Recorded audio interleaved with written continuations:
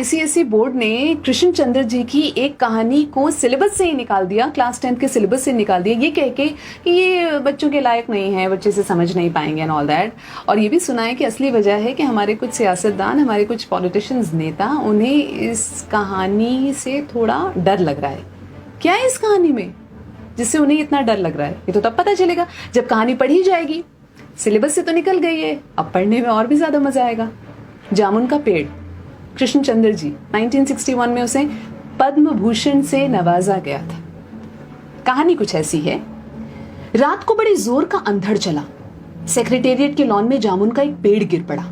सुबह जब माली ने देखा तो उसे मालूम हुआ कि पेड़ के नीचे एक आदमी दबा पड़ा है। माली दौड़ा दौड़ा चपरासी के पास गया, चपरासी दौड़ा दौड़ा क्लर्क के पास गया, क्लर्क दौड़ा दौड़ा सुपरिटेंडेंट के पास गया, सुपरिटेंडेंट दौड़ा दौड़ा बाहर लॉन में आया। मिनटों में ही गिरे हुए पेड़ के नीचे दबे आदमी के इर्द गिर्द मजमा इकट्ठा हो गया। बेचारा जामुन का पेड़ कितना फलदार था, एक क्लर्क बोला। इसकी जामुन कितनी रसीली होती थी, दूसरा क्लर्क बोला। मैं फलों के मौसम में झोली भर के ले जाता था, मेरे बच्चे इसकी जामुनें कितनी खुशी से खाते थे, तीसरे क्लर्क का ये कहते हुए गला भर गया। मगर ये आदमी, माली ने पेड़ के नीचे दबे आदमी की तरफ इशारा किया। हाँ, ये आदमी, सुपरिटेंडेंट सोच में पड़ गया। पता नहीं जिंदा है कि मर गया, एक चपरासी ने पूछा। मर गया होगा, इतना भारी तना जिसकी पीठ पर गिरे वो बच कैसे सकता है, दूसरा चपरासी बोला। नहीं, मैं जिंदा हूं, दबे हुए आदमी ने बमुश्किल कराते हुए कहा। जिंदा है, एक क्लर्क ने हैरत से कहा। पेड़ को हटाकर इसे निकाल लेना चाहिए, माली ने मशवरा दिया।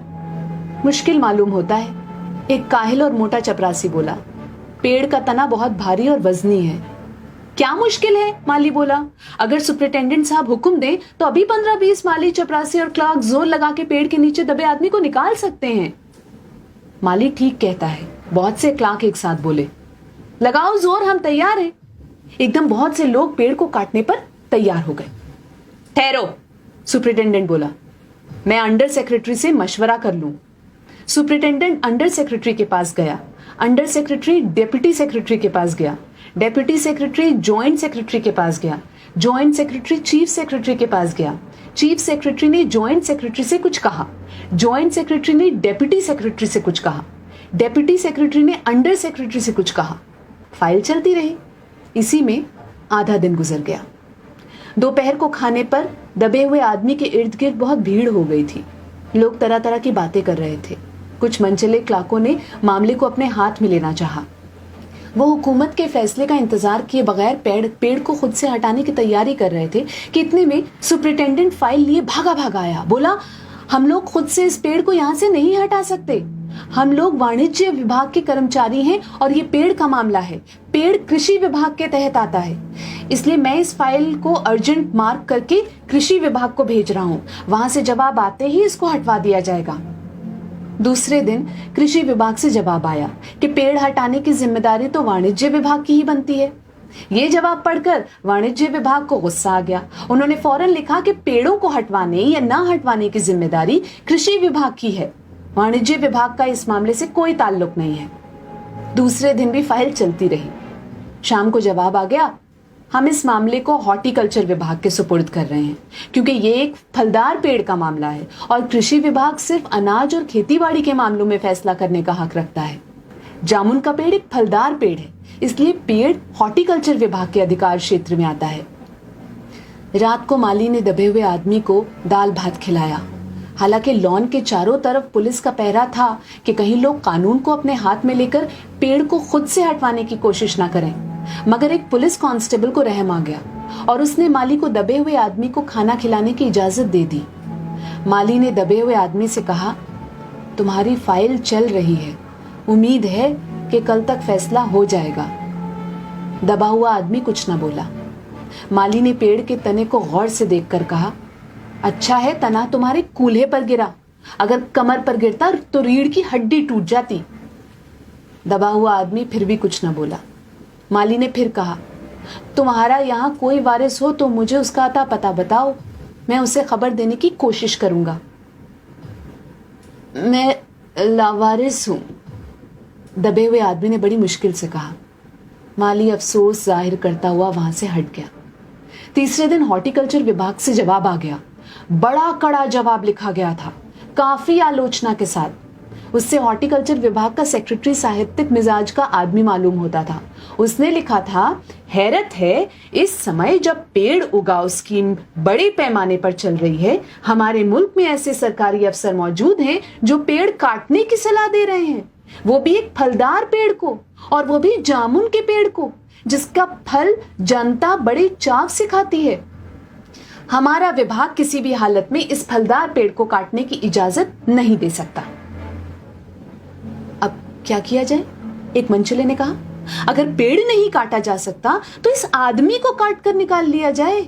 ये देखिए, उस आदमी ने इशारा से बताया। अगर इस आदमी को बीच में से यानी धड़ की जगह से काटा जाए तो आधा आदमी इधर से निकल आएगा और आधा आदमी उधर से बाहर आ जाएगा, और पेड़ भी वहीं का वहीं रहेगा। मगर इस तरह से तो मैं मर जाऊंगा, दबे हुए आदमी ने एतराज किया। यह भी ठीक कहता है, एक क्लर्क बोला। आदमी को काटने का नायाब तरीका पेश करने वालों ने एक पुख्ता दलील पेश की। आप जानते नहीं, आजकल प्लास्टिक सर्जरी के जरिए धड़ की जगह से इस आदमी को फिर से जोड़ा जा सकता है। अब फाइल को मेडिकल डिपार्टमेंट में भेज दिया गया। मेडिकल डिपार्टमेंट ने फौरन इस पर एक्शन लिया, और जिस दिन फाइल मिली उसने उसी दिन विभाग के उस सबसे काबिल प्लास्टिक सर्जन को जांच के लिए मौके पर भेज दिया। सर्जन ने दबे हुए आदमी को अच्छी तरह टटोलकर उसकी सेहत देखकर खून का दबाव, सांस की गति, दिल और फेफड़ों की जांच करके रिपोर्ट भेज दी कि इस आदमी का प्लास्टिक ऑपरेशन तो हो सकता है और ऑपरेशन कामयाब भी हो जाएगा, मगर आदमी मर जाएगा।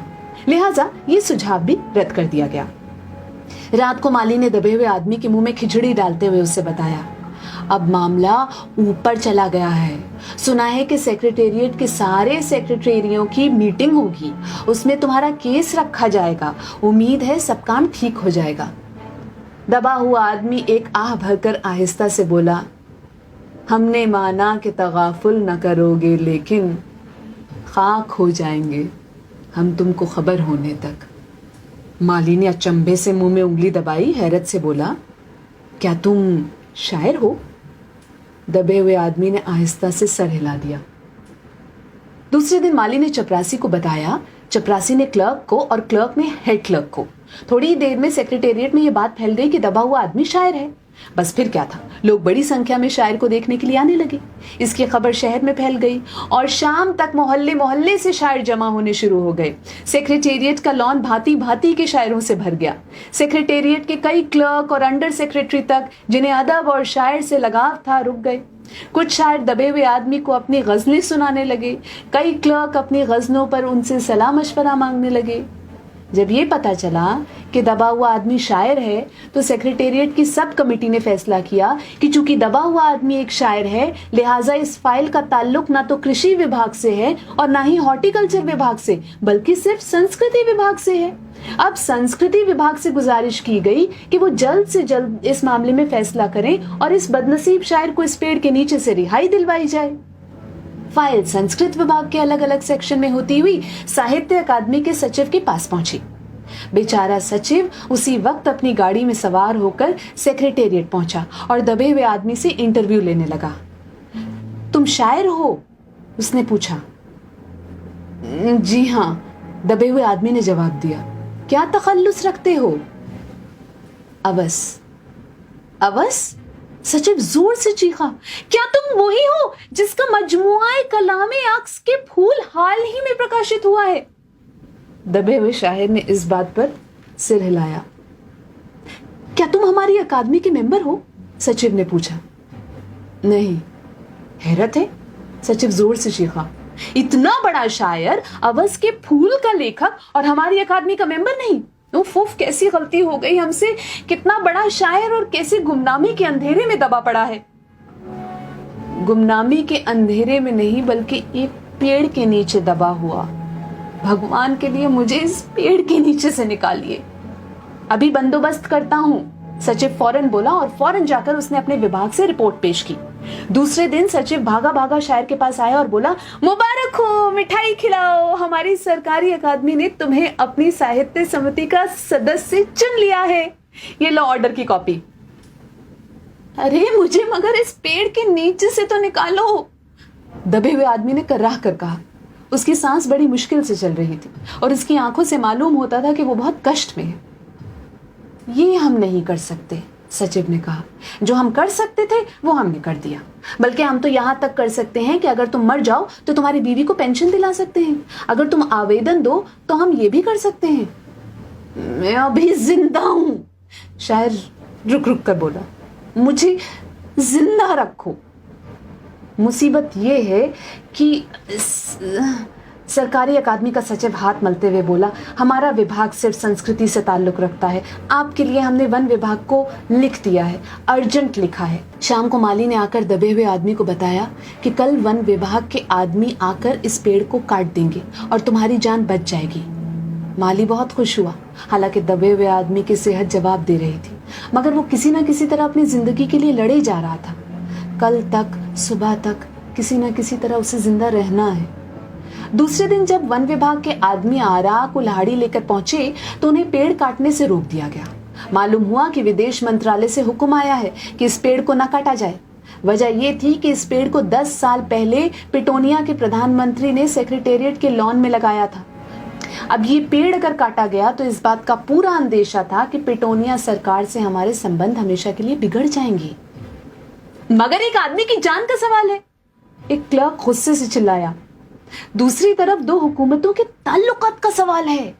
दूसरे क्लर्क ने पहले क्लर्क को समझाया, और ये भी तो समझ लो कि पिटोनिया सरकार हमारी सरकार को कितनी मदद देती है। क्या हम इनकी दोस्ती की खातिर एक आदमी की जिंदगी को भी कुर्बान नहीं कर सकते? शायर को मर जाना चाहिए? बिल्कुल। अंडर सेक्रेटरी ने सुपरिटेंडेंट को बताया। आज सुबह प्रधानमंत्री दौरे से वापस आ गए हैं। आज 4 बजे विदेश मंत्रालय इस पेड़ की फाइल उनके सामने पेश करेगा। वो जो फैसला देंगे वही सबको मंजूर होगा। शाम 4 बजे खुद सुपरिटेंडेंट शायर की फाइल लेकर उसके पास आया। सुनते हो? आती है खुशी से फाइल लहराते हुए चिल्लाया। प्रधानमंत्री ने पेड़ को काटने का हुक्म दे दिया है और इस मामले की सारी अंतर्राष्ट्रीय जिम्मेदारी अपने सर ले ली है। कल ये पेड़ काट दिया जाएगा और तुम इस मुसीबत से छुटकारा पालोगे। सुनते हो? आज तुम्हारी फाइल मुकम्मल हो गई। सुपरिटेंडेंट ने शायर के बाजू को हिलाकर कहा। मगर शायर का हाथ सर्द था, ठंडा पड़ चुका था। आंखों की पुतलियां बेजान थी और चींटियों की एक लंबी कतार उसके मुंह में जा रही थी। उसकी जिंदगी की फाइल मुकम्मल हो चुकी थी। अब इस कहानी से क्या एतराज है? आप खुद ही समझदार हैं।